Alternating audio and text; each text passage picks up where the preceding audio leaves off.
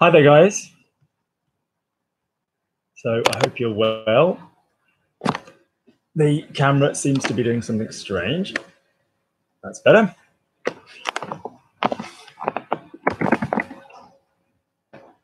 So we have one person so far. That's not enough for our normal chat. So we'll just wait for a couple more people to turn up. That's 3. I'll just give it a couple of minutes. Now, today's session is inspired by Mrs. Shaw, who I teach, Wendy, who came up with the idea. So if nobody turns up, poor Mrs. Shaw is going to be very embarrassed. So I do hope more people turn up than 3, as much as I'm happy to do the class with 3 of you. For the 3 of you who are here, could you introduce yourself, please?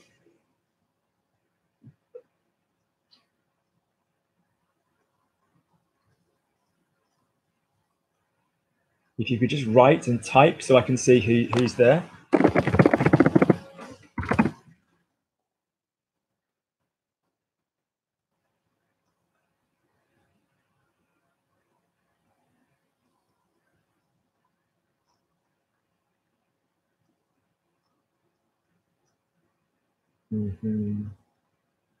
Okay, I'm just telling the other group that we're here.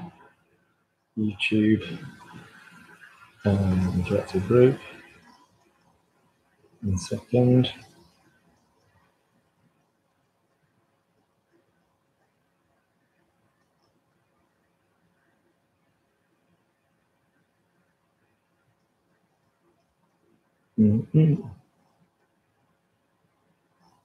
Good, 5, great, 5's a bit better. So if you could just introduce yourself, can you just type, just so we can check everybody understands? You're welcome to come to the class and not type, but I at least need to know that you're here. And that so can you just, out of courtesy, introduce yourself? Is that okay? Just so I know what names I've got. Is that okay?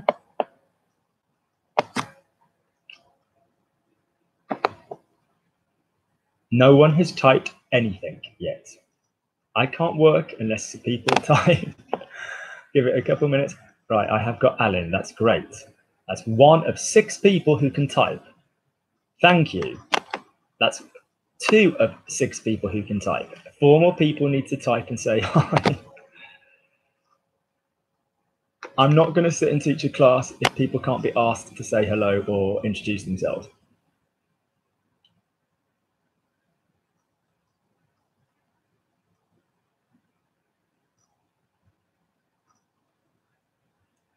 Right.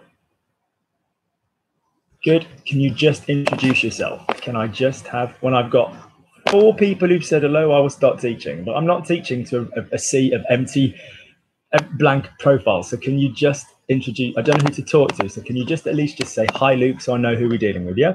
So we've got Alan and Ewan.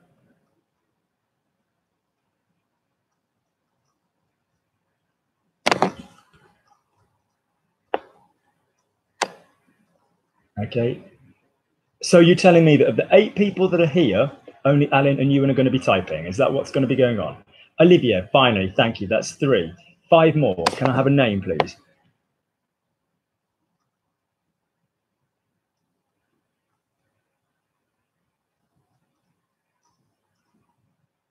Can you type your name if you are staying for the class? Can I see who is here? That's the minimum of etiquette, I'm afraid. That's a minimum of etiquette. Can you type your name if you're staying for the class? So far, there's Alan, Ewan, and Olivia. There's 8 of you here. Can you type your name if you're doing the class?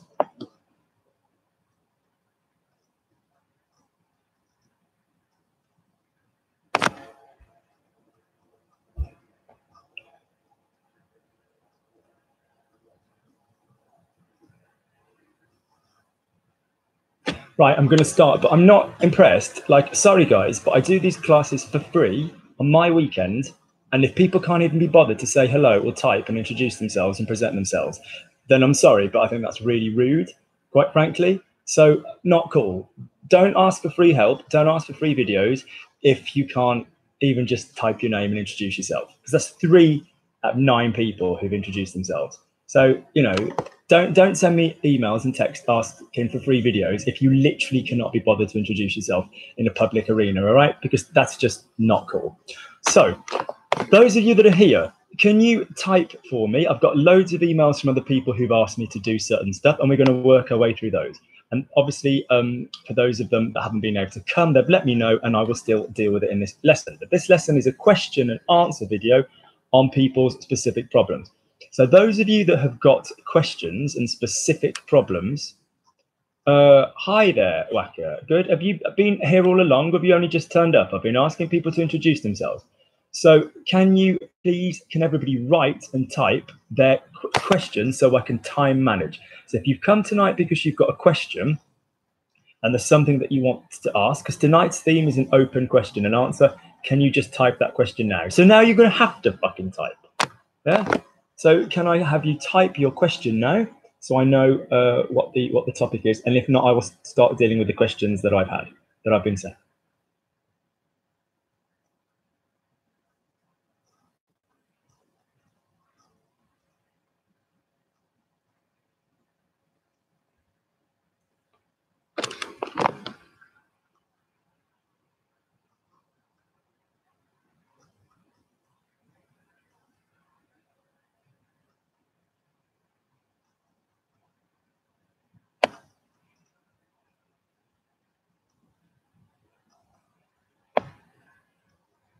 So no questions at all whatsoever.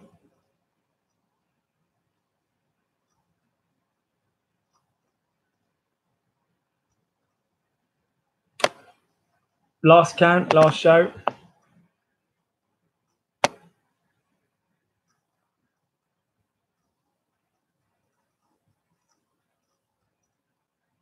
Yes, you, and that's what I'm going to be doing. Okay, and I will get through to that, but I just need to plan the lesson.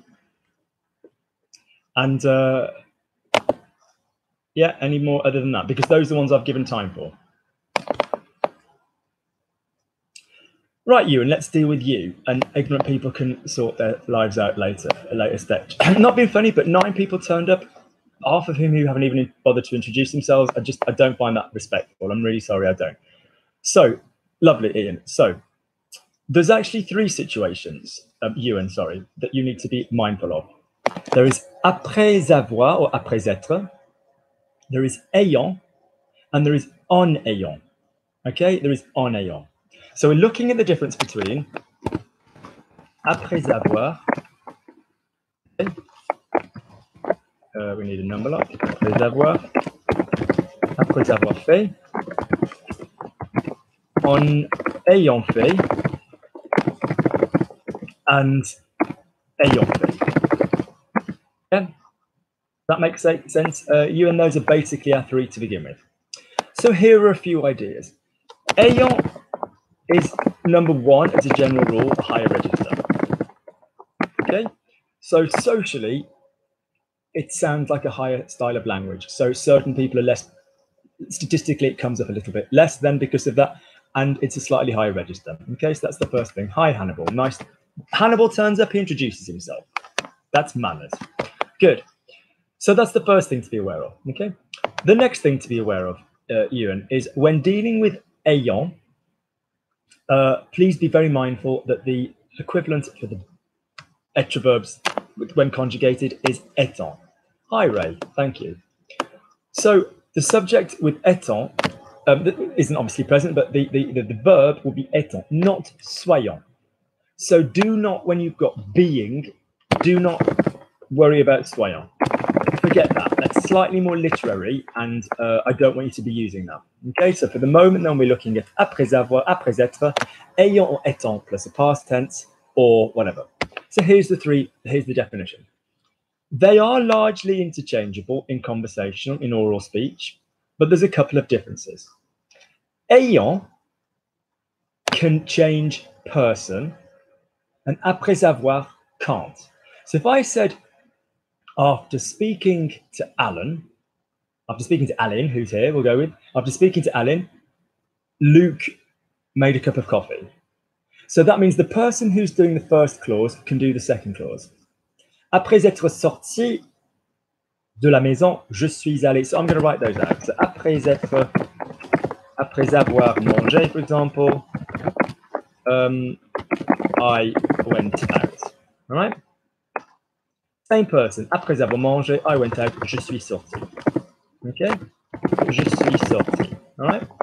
Good. Après avoir mangé, je suis sorti. The same person. Yeah?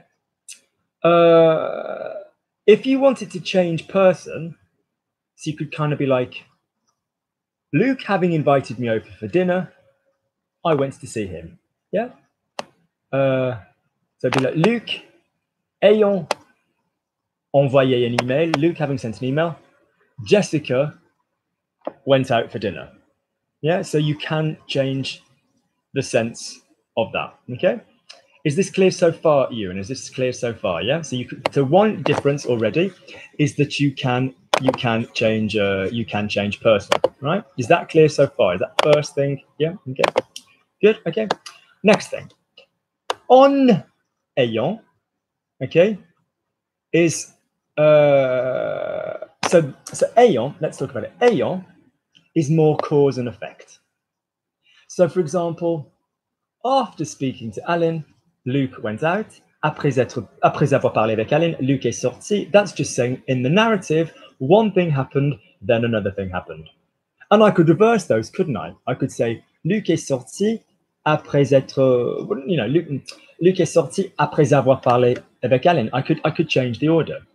If I wanted to be like having eaten a big breakfast, or after having had a big breakfast, I had lots of energy, then that would be one where I'd use ayant. So, for example, ayant mangé, ayant pris un grand petit déjeuner. I know that sounds crazy, un grand petit déjeuner. J'avais beaucoup d'énergie.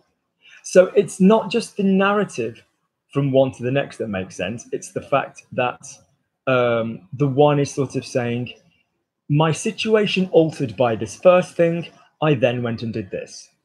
Whereas all you're getting from après avoir or après être is just the chronology, Ewan. So after having a wash, I had a shave or something. That's ridiculous. I'd wash my face and then shave.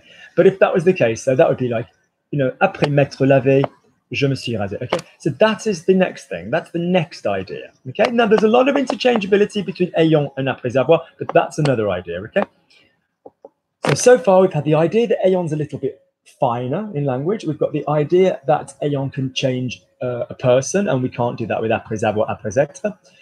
We've also got the idea of causality rather than just two incidences in the narrative. The final idea is when we look at en, and that's more like upon. So it's talking about the act of doing something. Okay, so for example, upon trying to cook the meal, I realized that there were I didn't have any salt. Yes, it's at the moment of doing that, when I attempted to do that, en essayant de cuisiner, j'ai découvert qu'il y avait plus de sel, or something like that. So that is the difference. That is when an en comes in. Okay. So if I said, having spoken French for 6 months, yeah, Al was ready to go to Nice. So that is basically saying, because of the first thing, he's going to do the second one. So that would be more, ayant parlé le français pendant 6 mois, Al était prête à partir à Nice. Okay? Nothing is stopping me saying, après avoir parlé le français pendant 6 mois, Al était prête à... That would make sense. That would completely make sense. That's fine. But that would be a little bit less cause and effect. Okay? If I was saying, through the action of speaking French, upon speaking French for 6 months, when he was trying to do this, then that makes it a little bit more live rather than in the past. So that makes why on is kind of not used quite so much there. Okay, but that's what would happen with the on. Right. Anybody else who's present here got a question about anything at all to do with learning French, or shall I go to one of the email questions? So guys, let me know what I'm going to do.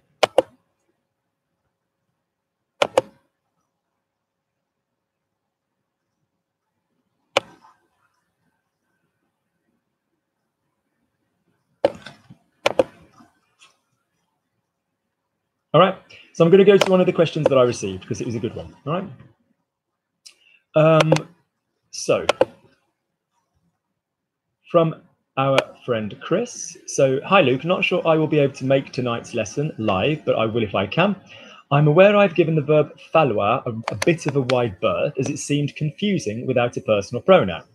I was never quite sure who was doing the verb. I'm slowly getting my head around it. A quick question about tense agreement. If I say il fallait que, does the second part of the sentence have to be also? He means have to also be in the past. I think the answer is yes. So assume that 2 is correct. Right, so I'm going to pop this into the thing because it's a very good question. Okay, will it let me stick it in? Hi, very nice to see you. Right. Let me post it. No, it won't, typical. All right. So let's try that. Let's try and pop this question down.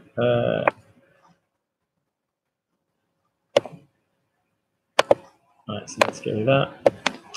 And let's right.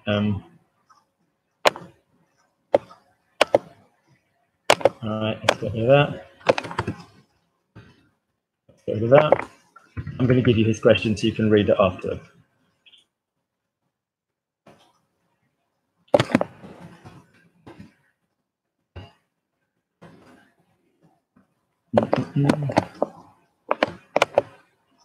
Bugger it. People that write in one. Bugger it. Forget it. I'm just going to read it out and do it. I'm going to type it individually. I was trying to help you by sticking it in, but forget it.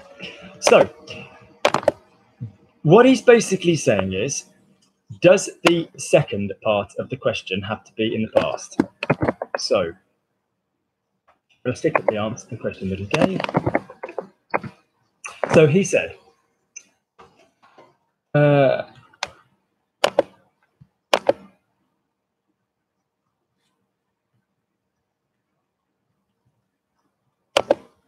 so the first one is incorrect, but it's correct in terms of sound. So basically he's saying, you know, it was necessary that I buy them from Germany. Okay, it was necessary that I buy them from Germany. So that's what he's trying to say. So let's talk about this. Let's talk about falloir. Here's some rules.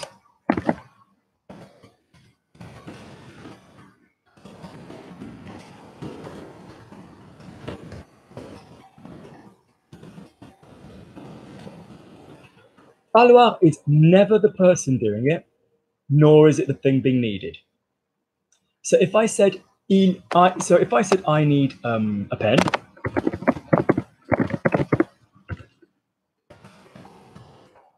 okay, j'ai besoin d'un stylo. I can also use falloir for to need. I can say il faut un stylo, a pen is needed, or I can make this personal. Okay. Please note that when we make it personal, il stays il. Il doesn't go anywhere. Yeah, il does not go anywhere. All right. So if you were to look up this verb, falloir, in the dictionary or a grammar book, what you will see is that there are no 1, 2, 3, 4, 5, 6 tenses. There's one conjugations. There's one form of it. You will have the third person every time. Il faut, il fallait, il a fallu, il faudra. Absolutely essentially useful verb. Okay, and we've got 2 uses. On its own,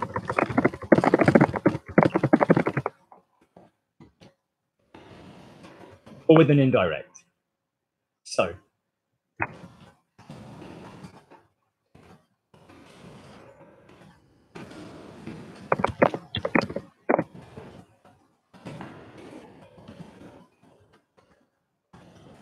not le.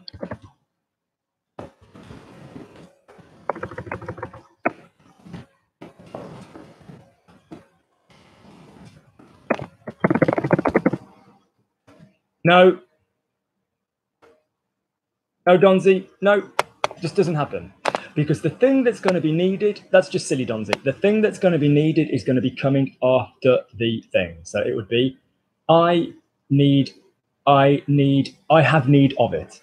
So you could say il m'en faut, yeah, because you can't say il me lui faut, because the me Donzi would be going to the me, so that's saying I need it. The lui would be saying I need it and he need it. We can't have two undirects in the same sentence.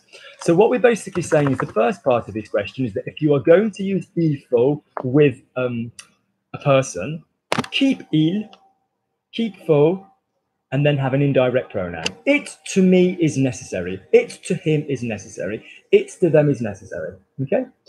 So you can say il me faut more often than not for a noun. I mean, you will hear it with verbs, but I prefer it with nouns. So I need a job. Il me faut un travail. Il te faut, il nous faut, il vous faut, il leur faut. And it's synonymous with j'ai besoin d'un travail. It means the same thing. Or I need to go. Il faut aller, il faut partir, or il faut que je. And il faut que takes subjunctive. Now, what Chris is referring to is you can use it was necessary, il fallait, okay? Yeah. So if you said, I needed to come, or it was necessary that I come. Okay. Chris wants to know what tense will that be in the French. So if I told you to use il fallait que, and I asked you to translate, it was necessary that I come, yeah? Or you will often hear, it was necessary that I came. Which tense do you think I'm going to pop it in? Donzi, you've written, it is necessary that I've come, beautifully, lovely subjunctive, that's great, but we've got that it was necessary. So are we going to change the subjunctive tense in the past? Any ideas? Anything else we're going to do?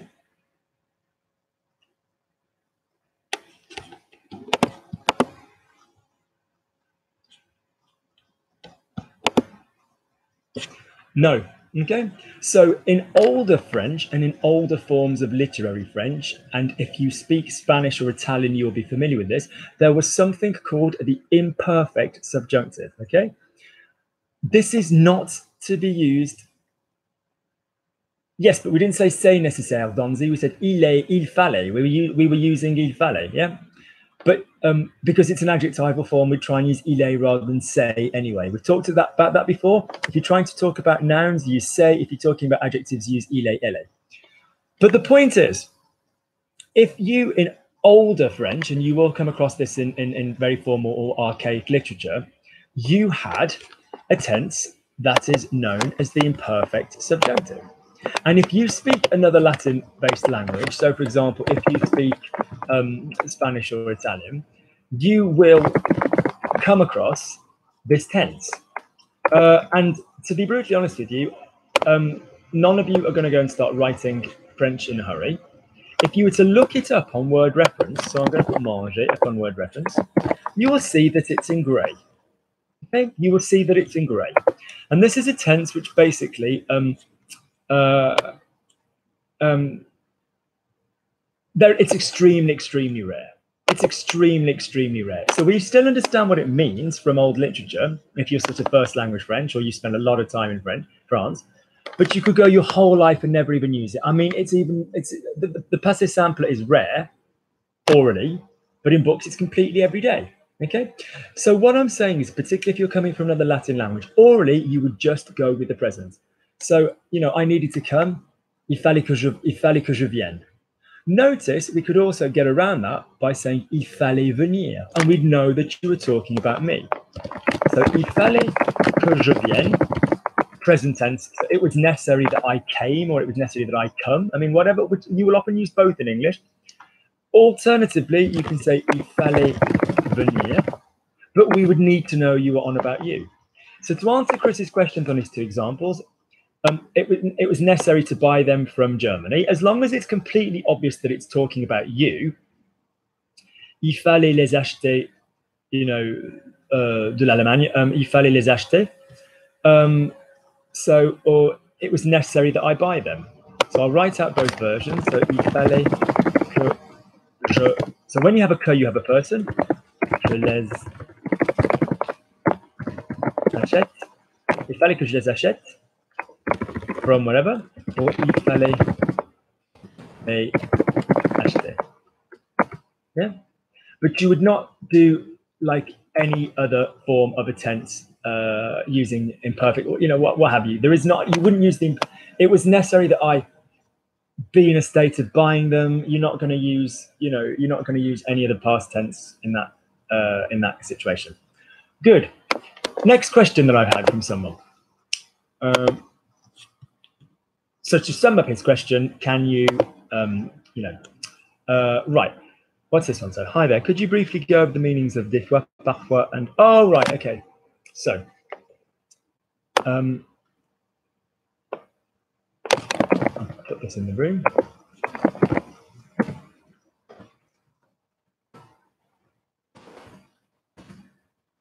Hi there. Could you briefly go over the meanings of des fois and parfois, and also quelquefois they wrote? Okay. So, oh, is it Hannibal? Well, then that's a little bit cryptic.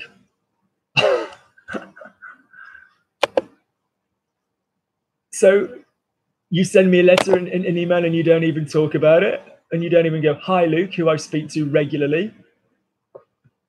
I find that cagey. I find that suspicious.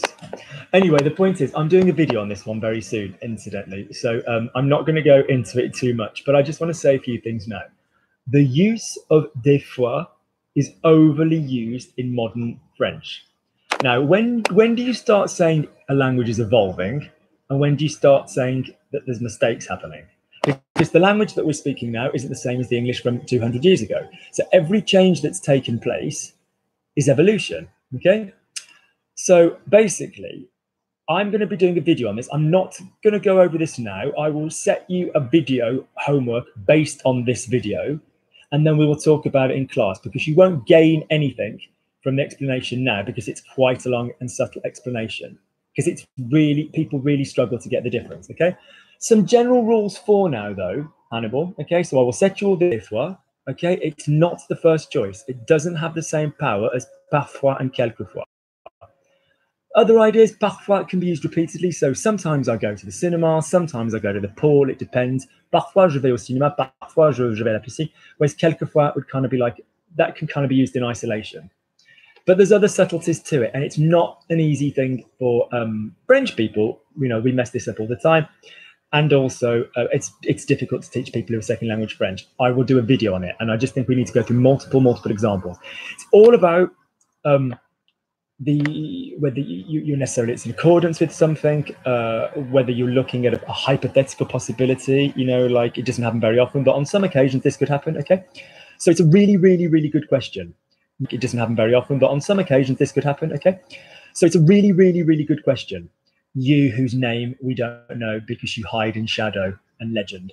I've heard a rumor there was someone called Hannibal, but he snuck in. So basically, I will do you a video. If it's not been done in about a week or so, get in touch. Right. The other thing that you mentioned, though, is actually very, very useful. And this we can answer straight away. So Hannibal also writes, is there a difference between au fait,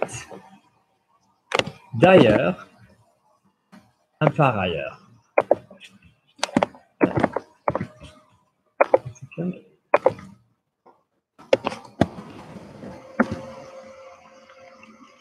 So the difference is this. Oh my God, you're telling me I can't even type that. Oh, you really need the YouTube to extend the amount of text that I can have in a box.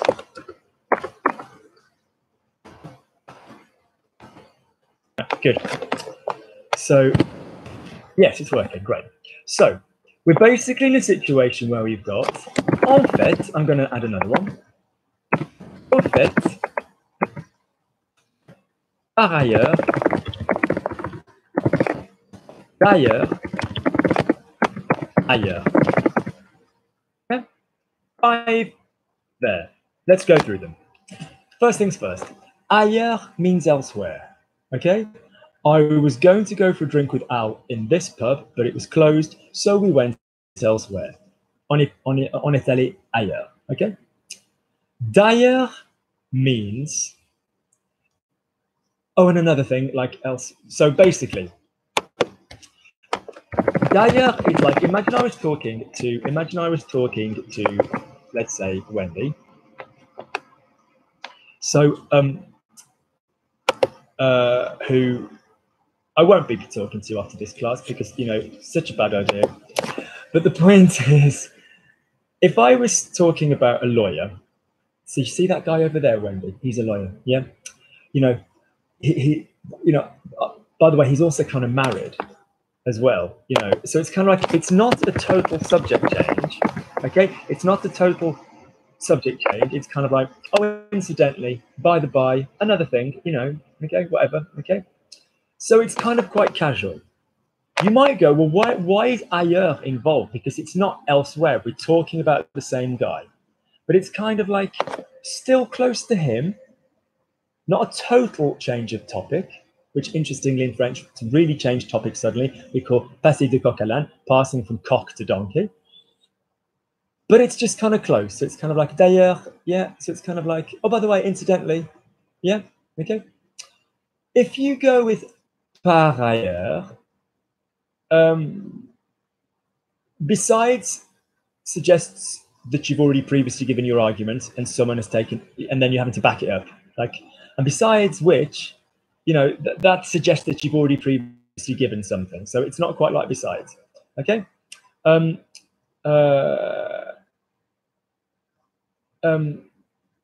mean, if you said it as an expletive, like, well, besides, you know, I kind of could see how you could make those two work the same, but it's not synonymous. All right.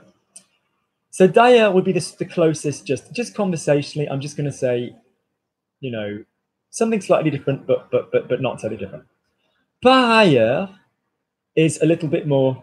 Furthermore, and another thing, don't forget this. It's almost kind of giving weight. It's giving more weight to the new thing that's being introduced. So d'ailleurs is a bit more incidental. Yeah, incidentally, and par ailleurs is kind of like, and furthermore, yeah. And then you could go on to talk about that thing quite a lot. Already for me, d'ailleurs is used a hell of a lot more than par ailleurs. Par ailleurs is great for essays. D'ailleurs is like, oh, you know, and another thing. Okay. So you see that guy over there? Yeah, he goes out with my sister. Oh, by the way, he used to learn French as well. You know, that would be d'ailleurs. Par ailleurs is kind of and introducing another thing. En fait and au fait. Okay. En fait is, just tell me now, which one do you guys think you use more or you've heard more? En fait or au fait? Could you just let me know?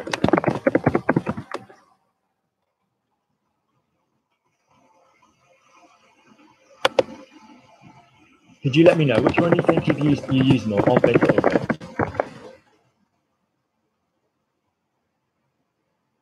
Yeah, that's a better thing. Some accents will say en fait, other people say en fait. So au fait is like, Hannibal, good. En fait is like, if you copy me, you'll probably end up using en fait more. En fait is like, in fact, you know? And au fait is kind of like similar to d'ailleurs. Similar. Ouais, au fait, you know, it's like something else kind of connected to it, to the fact. So en fait is kind of, in fact, that you're giving precision information, and au fait is kind of like, yeah, incidentally, you know, not so with the precision information. So those are the difference there. Good. Next one. Next question from anybody.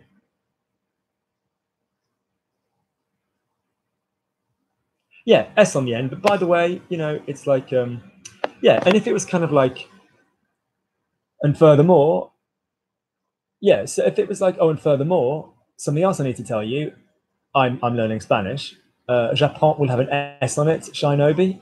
You've written j'apprends. Stuart, who wants these things done orally but hasn't got the manners to turn up himself, is basically says that he wants me to write what you wrote. So you wrote d'ailleurs j'apprends espagnol with no S. So j'apprends would need an S, okay? Good. So I hope that makes sense. But the other stuff I will do in another video, all right? So to go over it again, d'ailleurs is kind of close and casual. Par ailleurs is introducing another thing, yeah? En fait is like in fact, and au fait is kind of like d'ailleurs. Yeah, okay. Any questions, or shall I go to another question that I've had in my inbox?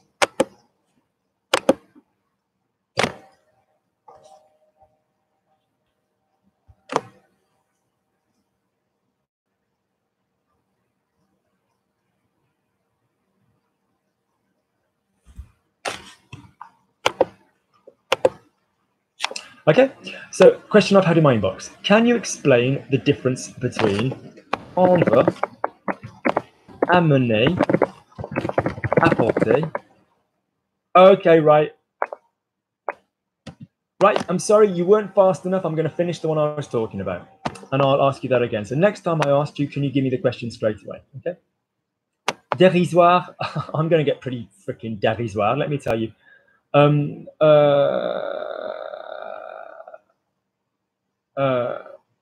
Right, so hang on, let me finish. So prendre, amener. Hang on, let me finish. So where are we going?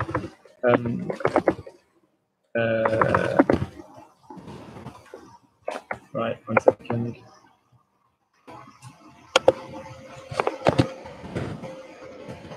Right, so we're looking at the different uses of bring and take, and then we've got rapporter.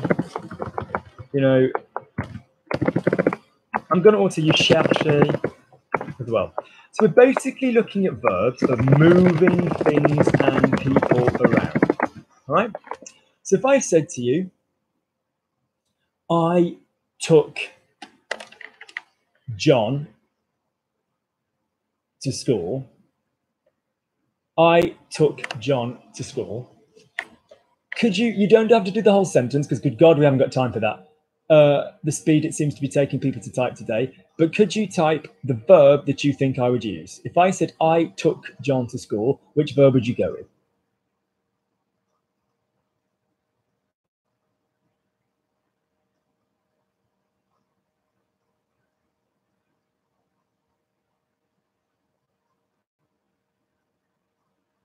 No.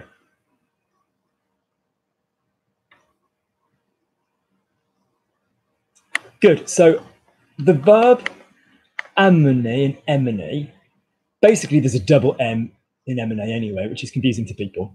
Amener is to kind of bring someone with you, so they're coming with where you're going.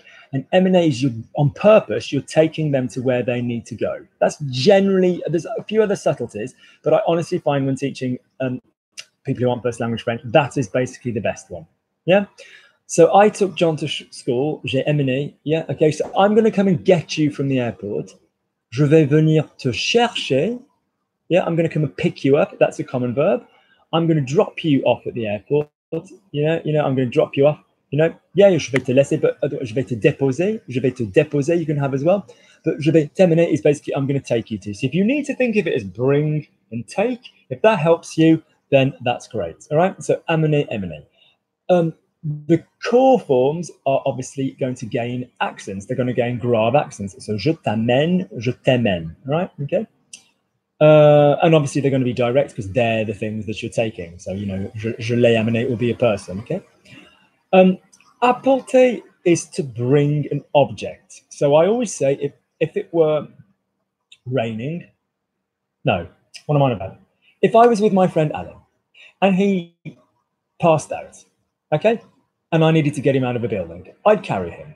But it's not my chosen method of transporting Alan from A to B. As a normal rule, I'd walk side by side with the fella. If I needed to carry him, I could quite easily, but the fact is, that's not what I'm going to do. So things that you carry, I always say to people, use apporter. So I brought some wine. J'ai apporté. I brought a bottle of wine. J'ai apporté une bouteille d'eau. Now, with apporter, you can use bring back. So what do you think apporter is going to become if it's I brought back? So I went to Aix-en-Provence and I brought back some tins of cassoulet, whatever. Okay, so what do you think if apporter is to bring, what do you think to bring back is going to be as a verb?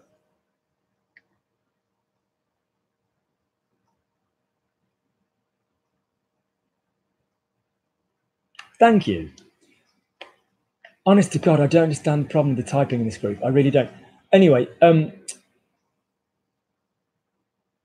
so basically, for my mind, that is the verb that I would sort of that is the verb that I would use. Emporter, Ray, is like taken away, like the wind took it away, kind of thing. Or to take something away, you could kind of use it to take with you as well, emporter or remporter. But if it's kind of, that's who took it. But if you were going to use it, the E, like emanate, would be going away rather than the coming with the A. So it's kind of like the A is coming towards us, amener, apporter, and the E is going away, emanate, emporter, if that kind of makes sense. Okay. So Shinobi, I took my cat to the doctor's, yeah, okay, because it's kind of like you're treating a cat like a person, okay. So yes, so but à emporter, yeah, is take away, take out, yeah, okay, rather than to have sur place, because you're going away with it. So the E's kind of go away and the A's kind of come towards you, if that kind of makes sense, all right. You could obviously add re, letter R, to all of those, so rapporter, ramener. I'll bring you back with me. I'm going to go to the airport and I'm going to bring Ian back from the airport. Je vais ramener. You can add a r to anything, any of those things, that will become a re. So what that basically means is with people, with objects, we're going to use apporter, yeah, or emporter. With people, we're going to use amener, coming towards me, or emmener, going away from me. And I can add an R to most of those, okay? Yeah, like a pizza or livraison, as Ray said when he wrote fast food, exactly, okay? Une pizza à emporter, yeah? À emporter or sur place? À emporter, okay, to take away. Good. Any other questions, or shall I go to another one that I've had in the email? Oh, you did say some. Could you write them again for me? What were the ones that you wrote earlier?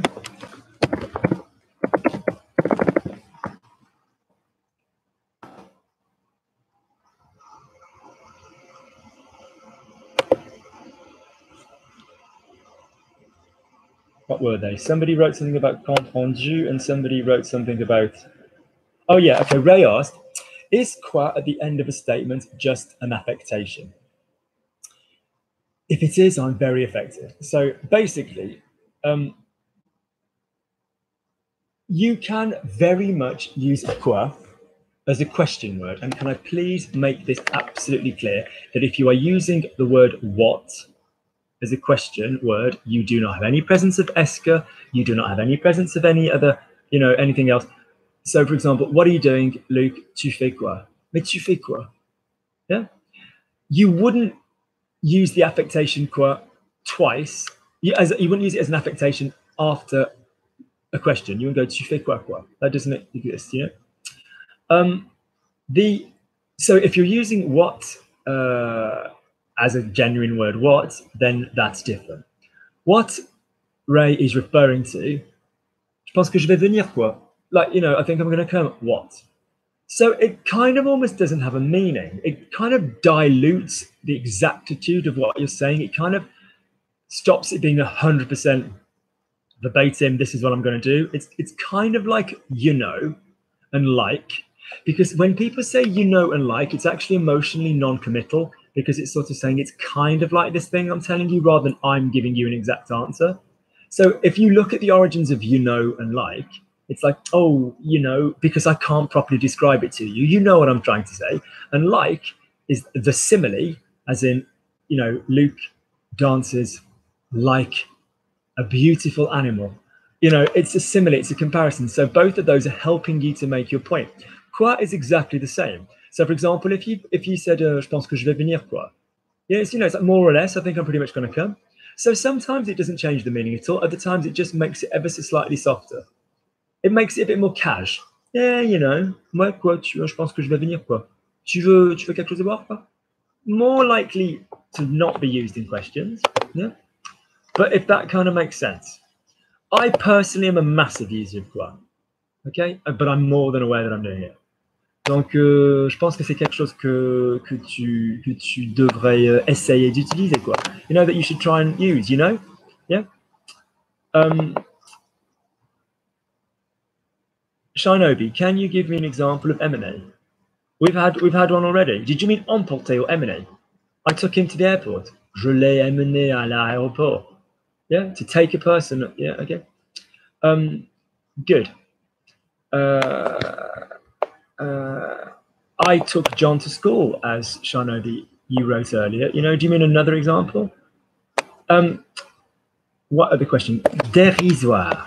Au compte rendu. Okay, which one shall I do first? Let me write it down so I don't forget.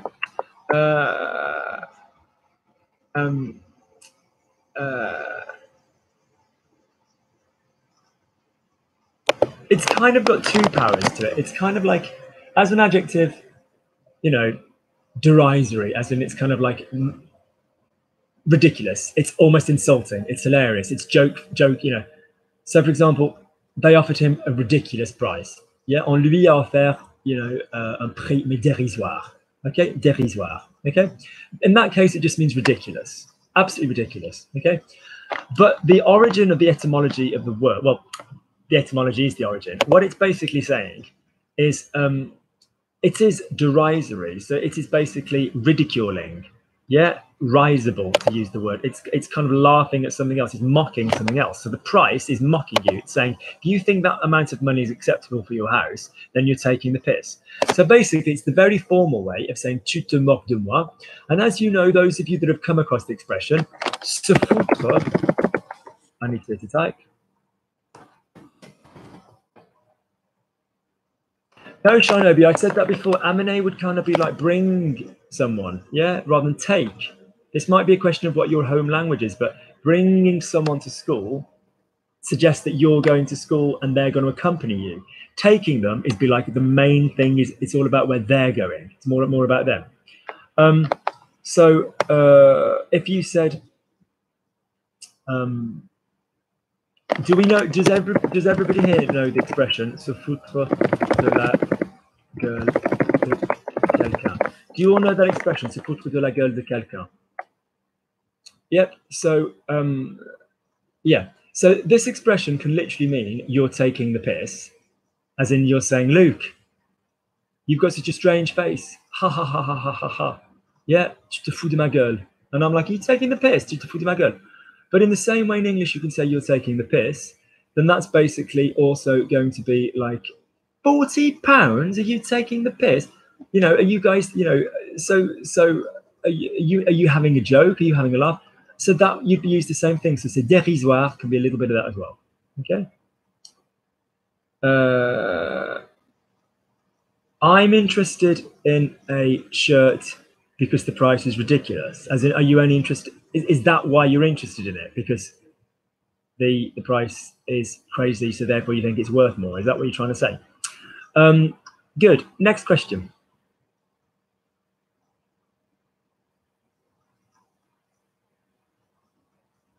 Oh no. So it would mean, so when I say ridiculous, so it's not a synonym for ridiculous. It would be like ridiculous, as in ridiculously. It means insulting. It would mean the price is insulting. So the price would need to be, there'd need to be the idea of insulting. So it would be like, they only offered me £10 an hour to go and teach. That's just insulting. Yeah, c'est dérisoire.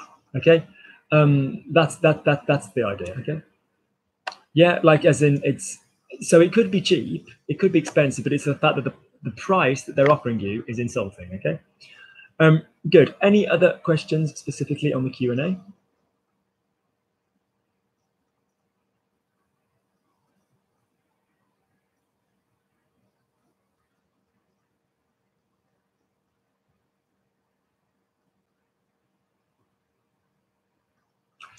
A veritable sea of questions. So no, so basically, Mrs. Shaw and I had a conversation.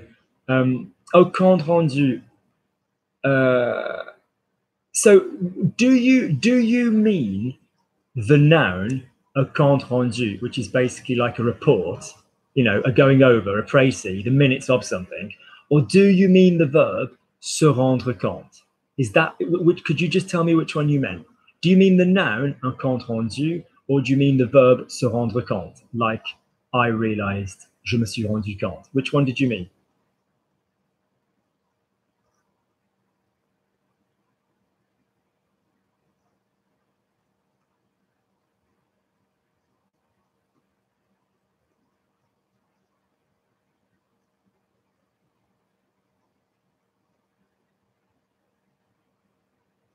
I can't answer you, Constantine, unless you tell me. Constantina, and so which one do you mean? Well,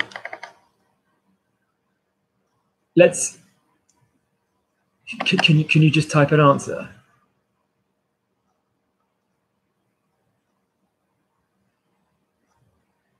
A compte rendu as a noun, for those of you that don't know, is like a blow by blow, yeah, of something that's going on. Minutes, a report, yeah, your account, you're rendering an account of what's happening, okay? Okay, right. So do you mean you want to, oh God, it's going to be another 30 seconds before you reply to this. Do you mean you want to know how to do it, or what, or how to use the noun? Do you mean you want to know how to do? Yeah, rewriting a document in short? Is that something that you're interested in? Or do you mean you want to know how to use the noun un compte rendu in French?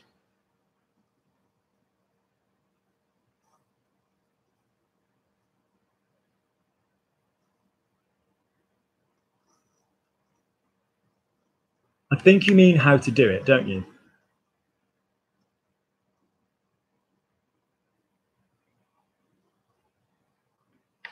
Okay.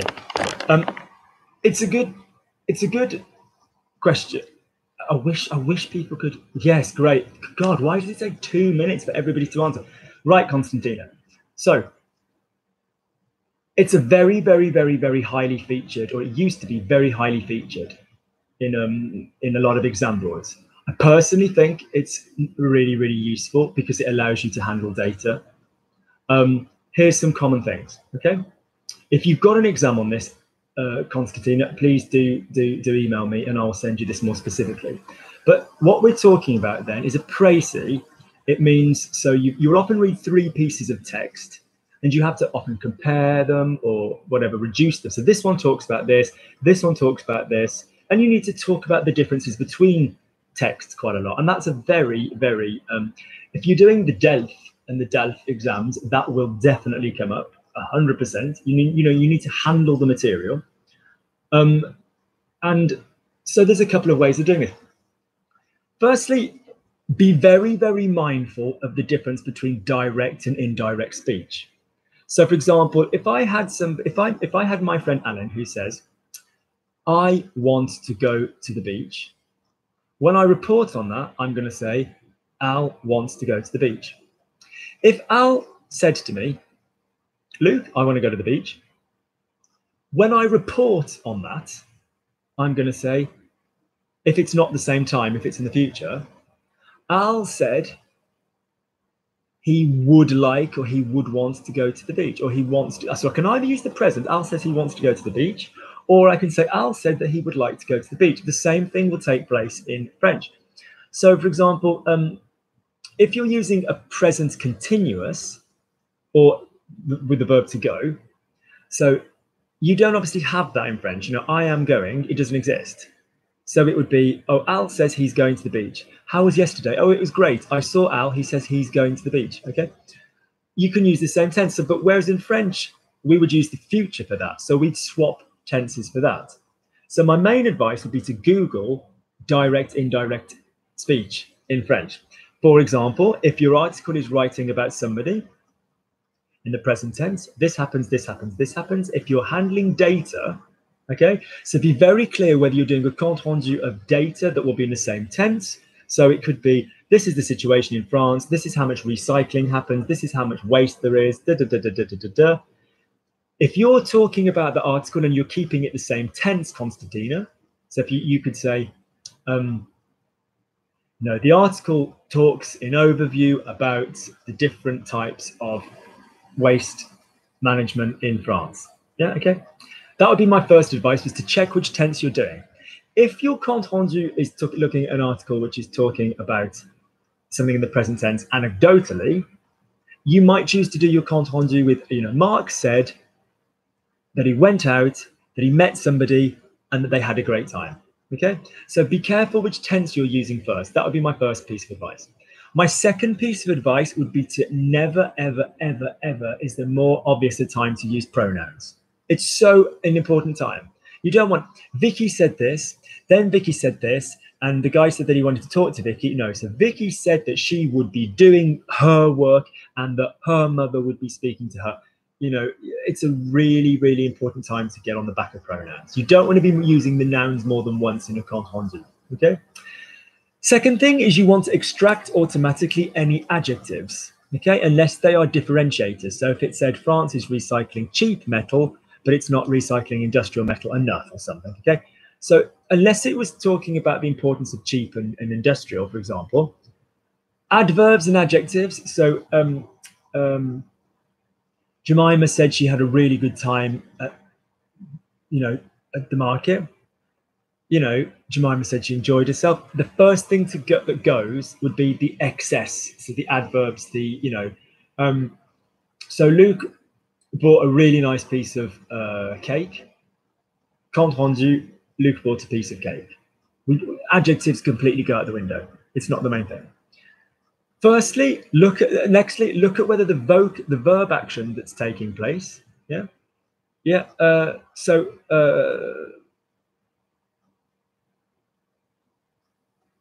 Oh, that's quite an interesting one, Hannibal. Although I've got another word reference, which is I will tell you, which is all about adding in sneaky rut when you don't need one. But I will try and have a go with that in a second. So basically, Constantine, the really important thing would be to that's just throwing me. Hannibal's throwing me off what I was saying. What was I saying? Yes, so to remove adjectives, to remove adverbs. The next thing would be to use commas and punctuation heavily. So, for example, so-and-so introduced this. They then did this. They then, largely described that they were going to do this. So, or the article talks about 3 ways, describe the article. Yeah, describe the body of the article. Describe what's happening. And that is often about a fantastic introduction. So if there's like a 2-page article, think, what is the most extreme on one side, someone says? What is the most extreme on another side, someone says? So if you're having to give a compte rendu of a newspaper article, okay, describe the action. Don't describe blow by blow what happens. So you say for an exam with a compte rendu, the exam, so the article contrasts. You don't need to give, the article says that sometimes exams are difficult and sometimes they're easy. You don't need to give the article the reasons why, okay? You just need to say what takes place. The article contrasts the difficulty of exams, okay? Notice as well that you don't then need to give the reasons. So if I wrote an article which basically said French is an easy language to learn, as long as you focus on, don't copy that. Say Luke said that French is like, that's just literally changing Luke said to he said. So it would be Luke said French is quite an easy language to learn. So you don't give reasons that you would give in essays. So that's another final thing that goes out the window, all right? So it's basically look at direct and indirect speech, structure it very neatly, don't feel the need to repeat the argument, talk in overview about what's happening. If someone said describe the article, you would say it's a debate, it is a justification, it is a confirmation, it is a challenge. What's the verb that best sums up rather than he said, she said, he said, she said? And these are the sort of synonyms that you will really need for Delph and Dalf, because you will be having to talk about this kind of thing all the time. What was the other thing I was asked?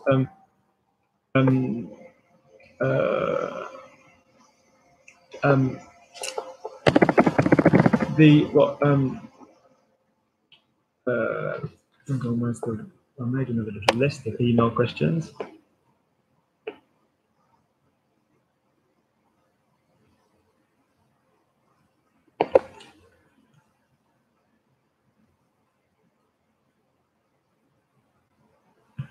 One second.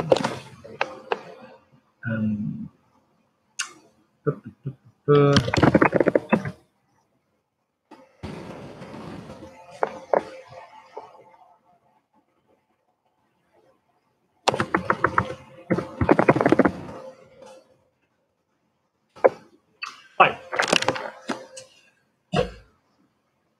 where's the next one? Right, so I've got Hannibal's one and then I've got one more, okay? Good, okay. Next one, so Hannibal. The difference between se sentir and ressentir is basically, se sentir is normally followed by an adjective because it's kind of like saying, I feel, then this adjective. So like, and ressentir is kind of like what you're feeling. So it would be normally followed by like a noun. So for example, hang on, if I went to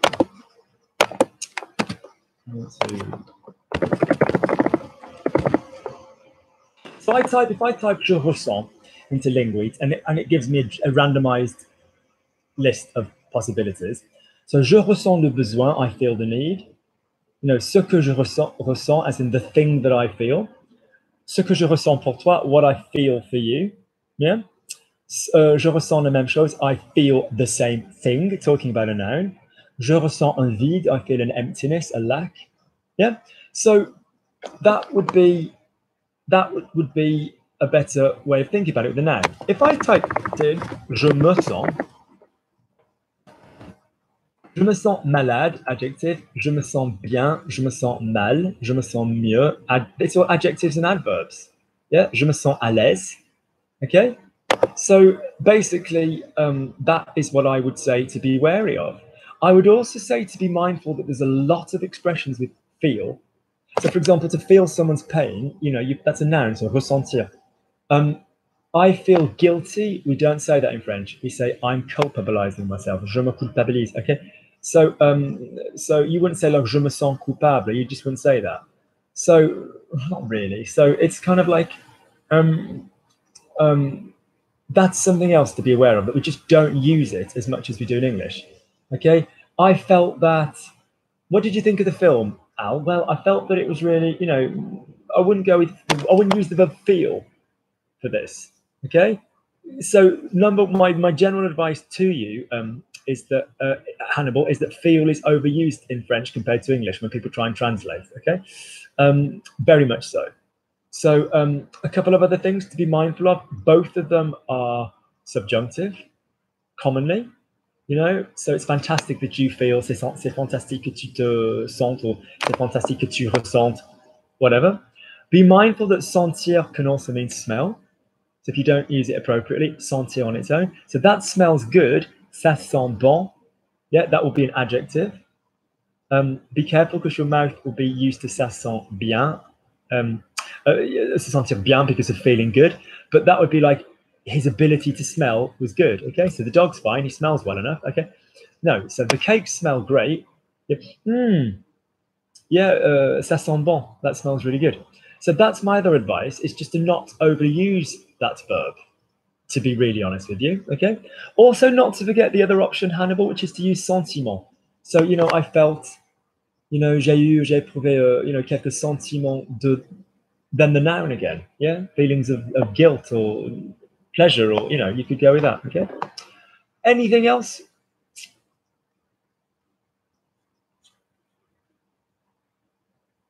So I will do this one again, but I won't do it how Wendy prescribed, which is just to turn up and say, bring your questions and answers, because there's just not enough. So I will say, if anybody's got something that they want answering, then just email me. Yeah? Okay? Email me, because it just doesn't seem to inspire to do it live. People, for whatever reason, just don't see it. They like to be given stuff to translate. They don't like to do this. So whereas, yeah, maybe, you know, and I did say to people on all the videos about this class that I'm happy to answer questions, but it just didn't seem to, you know. But I think, to be honest with you, it's more that they're the sorts of questions that come up when translating. I think that's you guys' issue as well. And there's lots I can correct, but the purpose is that perhaps until you've corrected, you don't get that it's wrong. And that makes sense, because if you knew it was wrong, you wouldn't type it in the first place, would you? So, you know, it's nothing against you guys, but just as an ongoing rule, I am trying to make these classes really widely available. So if there's like 12 people online and 3 people have said hello, could you just, as courtesy, please just say hello? Because I then know who's here, and I then know how to aim the class, because I know a lot of you, okay?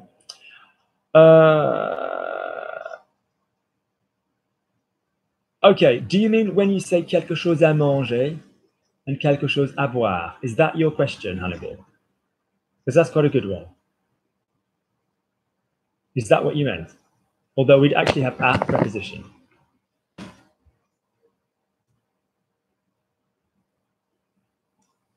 Okay, yeah.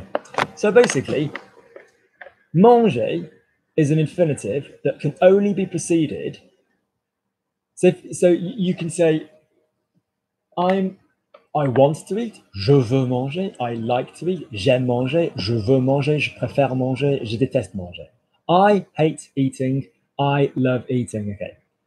When you say à manger, you are referring to the noun concept, something to eat, yeah? So you can't say je commande manger, I command to eat. That it doesn't work, yeah? That would be like saying I order someone to eat kind of thing, although that's not even how you'd say that, okay? So the point is, when you are referring a noun concept to concepts like something to drink or something to eat, then it's going to be à boire, à manger. Yeah, okay, it can't just be boire, manger, because that would be the yes, no, are we going to drink, are we going to eat? Whereas when you say like, c'est quelque chose à boire, monsieur? Je peux vous offrir quelque chose à boire, je peux vous offrir quelque chose à manger. It's going to have an à. Now, you know, that's probably less difficult to you because something to, but you go, well, hang on, we're used to using infinitives to mean the to anyway. But it's basically, it's not going to just be plain manger, because to have plain manger, you would need a first person before it doing, I don't mean first person like je, I mean someone coming first doing their verb. So je veux manger, je déteste manger, je préfère manger. Anything else would be like a noun format, and that will be à, all right? So good, that's a completely good question, Hannibal. These are the sorts of questions I want, but can you just email me in future then, so we've got stuff to talk about in the classes, all right? Thank you all for your attendance. I hope those of you that watch this back afterwards have nothing, that weren't even here, so people watching this have nothing but pity for me desperately trying to do this with zero feedback or typing. Gosh, normally when I'm giving you really hard stuff, I have to ask you to stop typing, all of you, because you keep coming out with more and more examples. Okay. Yeah, but can I remind you, quelque chose à manger out is 2 words. Yeah, quelque chose, 2 words, right? Unlike, you know, quelquefois and all this business. Right. So I will see you next week. I am away. I am in France on the 23rd. I may or may not do a class on the Saturday. Let me think. I might try and get one done on the Saturday, but it will be on a very specific theme that I'll give you in advance and a video to watch, because the Q&A. All right then. I'll speak to you. I'll speak to you guys next time. Well done. Well done. Well done.